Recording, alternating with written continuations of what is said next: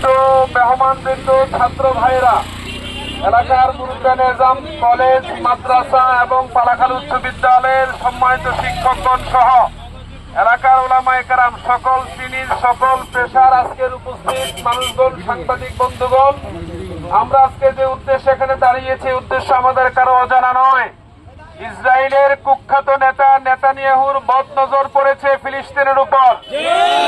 তারা ফিলিস্তিনে এসেছে মেহমান হয়ে, আমরা তাদেরকে মেহমান হিসাবে জায়গা দিয়েছি, মুসলিমরা তাদেরকে মেহমান হিসাবে জায়গা দিয়েছে। কিন্তু তারা এখন সেই ফিলিস্তিনি ভাই বোনদের উপর নির্যাতনের স্টিম রুলার চালাচ্ছে। তাদের নির্যাতনে পুরো ফিলিস্তিন আজকে ধ্বংসের পথে। জাতিসংঘের মতো বিশ্ব মোড়লরা তাকিয়ে তাকিয়ে দেখছে। আমেরিকার প্রত্যক্ষ পরোক্ষ মদদে তারা এই ধরনের হামলা মামলা চালাচ্ছে। আমরা সারা বিশ্বের মুসলমানেরা বজ্র কণ্ঠে বলতে চাই, এই আন্দোলন, এই ক্ষতিগ্রস্ত, এই ক্ষতির শিকার মুসলিমরা যদি ভবিষ্যতে আর হয়, সারা বিশ্বের মুসলিমরা ঐক্যবদ্ধ হয়ে জিহাদে ঝাঁপিয়ে পড়বে ইনশাআল্লাহ। আমরা রক্তের বিনিময়ে রক্ত চাই, বিনিময়ে জীবন চাই।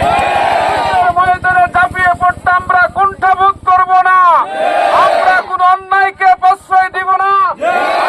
আমেরিকান পণ্য, ইসরায়েলি পণ্য বর্জন করার ঘোষণা করছি। মুসলমান ঐক্য হয়ে যদি আমরা একত্রিত হয়ে কাজ করি, মুসলমানদের বিজয় অনিবার্য হবেই হবে। ঐক্যমতে কাজ করতে রাজি আছি না? হাত উঠিয়ে আল্লাহকে দেখায়, ইসরায়েলকে ধ্বংস করে দেখ, সকলে বলি আমি। ইসরায়েলের প্রতি আমাদের আহ্বান, ফিলিস্তিন থেকে ইসরায়েলকে সরাইতে হবে, ফিলিস্তিনকে স্বাধীনতা দিতে হবে, মানুষদের বাসস্থান তৈরি করে দিতে হবে, নারীদের ইজ্জত ফিরিয়ে দিতে হবে। আমাদের সহায় হন, সকলে বলি আমি।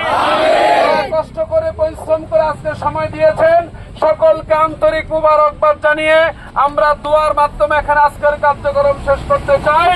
এই কোন মুহূর্তে আমাদের ডাক আসে, আমরা মুসলিম ভাইরা প্রস্তুত আছি ইনশাআল্লাহ। এখানে সমাপ্ত ঘোষণা করছি। এখনই আমরা দোয়া করব। আল্লাহ তাআলা দোয়া এবং জিহাদ উভয়টাই আমাদের প্রয়োজন আছে নাকি নাই? আমরা এখন সকলে দোয়া করে আজকে বিদায় নিব। 26 যে সমস্ত যুবকেরা, আলেম ওলামারা, শিক্ষক মন্ডলী যারা আজকের আয়োজন বাস্তবায়নে কাজ করেছেন, সকলকে মুবারকবাদ জানিয়ে আজকের আয়োজন এখানেই শেষ করছি।